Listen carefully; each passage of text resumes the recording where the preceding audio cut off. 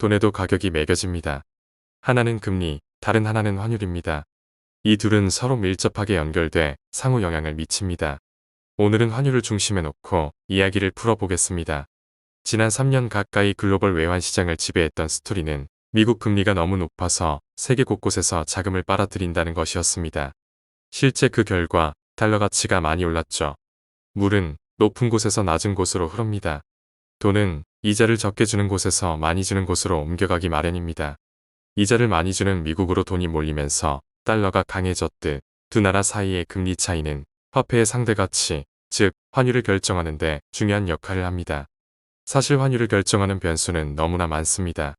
앞서 말씀드린 금리의 차이뿐만 아니라 교역을 통해서 얼마나 돈을 잘 버는가, 경제가 얼마나 양호한가, 지정학적으로 얼마나 안정되어 있는가, 외국인 자금의 유출입이 어떠한가 등 환율에 영향을 미치는 변수는 다 나열하기도 힘듭니다. 영상 도입부에서 최근 3년 글로벌 외환 시장을 지배했던 핵심적인 스토리는 미국 금리였다고 말씀드렸습니다. 그런데 올해 말부터서는 환율을 움직이는 시장 스토리가 금리에서 국제 정치로 바뀔 수 있습니다. 좀 더 정확히 말씀드리자면 금리는 계속해서 환율 결정에 상당히 중요한 역할을 하겠지만 여기에 정치라는 변수가 수시로 개입해 외환 시장을 흔들어 놓을 수 있습니다.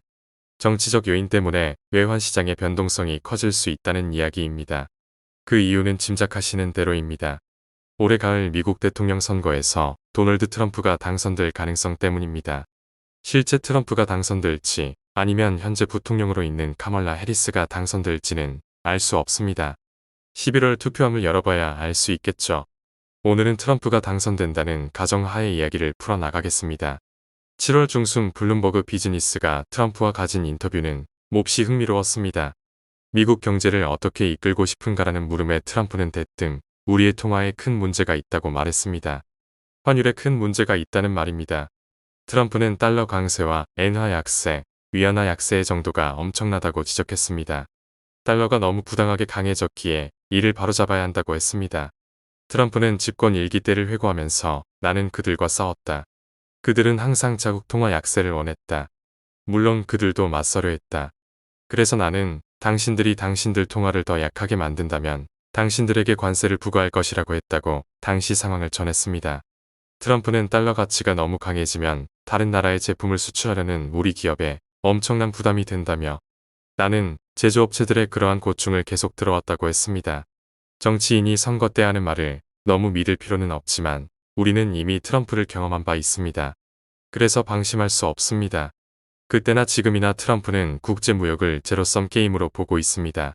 비교 우위론의 근거에 상호 이익을 보는 게 아니라 누군가 이득을 보면 누군가는 피해를 입는 제로섬 게임으로 국제무역을 보고 있습니다. 그래서 트럼프에게 관세와 환율 정책은 약탈당하고 있다고 믿는 미국을 구원할 핵심 수단입니다. 물론 진정한 목표는 달러 약세 그 자체라기보다 중국의 제조업을 다각도로 망가뜨리는 것, 그리고 미국 제조업의 부흥을 이끄는 것입니다.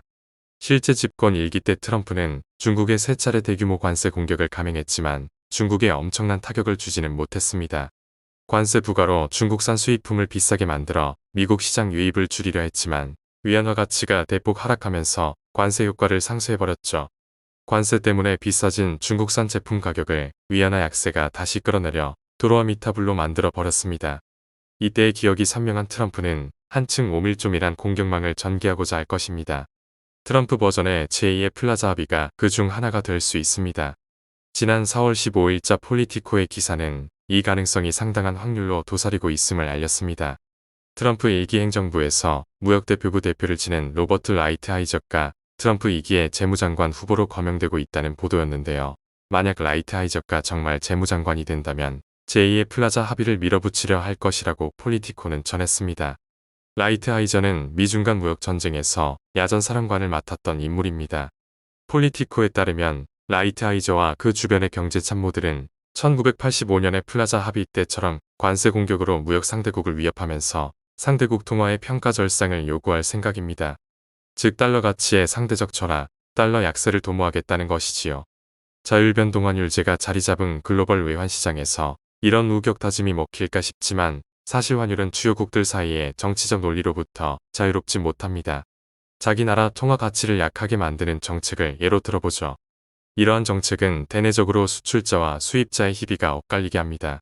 국제적으로는 교역 상대방의 수출 경기와 무역 수지에 영향을 미칩니다. 따라서 국가들 간 힘의 논리가 자주 동원되는 영역입니다. 19세기 말과 20세기 초의 잦은 국제 분쟁 역시 교역 문제 때문에 빚어졌고 그 이면에는 서로가 자신의 이익을 위해 동원했던 환율 정책, 주로 통화절하 정책이 자리하고 있습니다. 우리가 자주 접하는 G7, 주요 선진 7개국 협의체 역시 그 모태는 브레튼 우즈 체제 붕괴 이후 국제금융 질서와 환율 문제를 논의하기 위한 정치적 모임이었습니다. 환율은 두 나라 사이의 경제 펀더멘털에서 결코 자유로울 수 없지만 수시로 국제 정치에 의해 변조되고 굴곡을 겪습니다. 짧은 마디마디를 끊어보면 반드시 시장 논리가 환율을 결정한다고 보기 어려운 것이죠. 향후 10년 혹은 20년이라는 긴 시간을 내다보면 달러 강세 전망은 여전히 유효합니다. 미국의 혁신을 따라잡을 나라가 없고 달러를 대신할 기축통화 후보가 보이지 않으며 미국의 군사력에 맞설 국가가 보이지 않기 때문입니다. 미국의 재정 적자가 달러의 발목을 잡을 수 있지만 종이 화폐들 사이에서 큰 차이를 낼 정도는 아닙니다. 다른 나라 재정 상태도 팬데믹을 지나며 엉망이기 때문이죠. 다만 이런 달러의 장기 구조적 강세의 흐름 속에서도 달러는 오르락내리락하며 단기 사이클을 나타낼 겁니다. 지금은 달러가 아주 강했던 사이클에서 숨을 고르며 한 발 물러서는 사이클로 이동하는 구간입니다. 연준의 금리 인하가 그 단기적인 촉매가 될 수 있습니다. 다만 연준을 따라 다른 나라 중앙은행들도 앞다퉈 금리를 인하할 것이기에 대부분 국가들과 미국의 금리 차는 현 수준에서 크게 좁혀질 것이라고 보기는 어렵습니다. 그럼에도 최근 달러의 낙폭이 제법 컸던 것은 7월 고용지표가 많이 안 좋게 나와서 예상보다 연준이 더 빠르게 더 큰 폭으로 금리를 내릴 수 있다는 새로운 전망이 생겨났기 때문이죠. 향후 연준의 과속 행보 가능성에 대한 기대 때문에 달러 가치는 후퇴했고 당분간 더 떨어질 수 있습니다. 다만 한바탕 그런 다음에는 금리 차이라는 요인은 희석되기 쉽습니다. 앞서 말씀드렸듯 연준을 따라 다른 중앙은행들도 앞다퉈 금리를 내릴 테니까요. 주요 6개국 통화에 대한 달러 가치를 보여주는 달러 인덱스만 놓고 보더라도 기술적으로 달러 인덱스에 큰 영향을 미치는 유로가 달러보다 강해지는 데는 한계가 있습니다.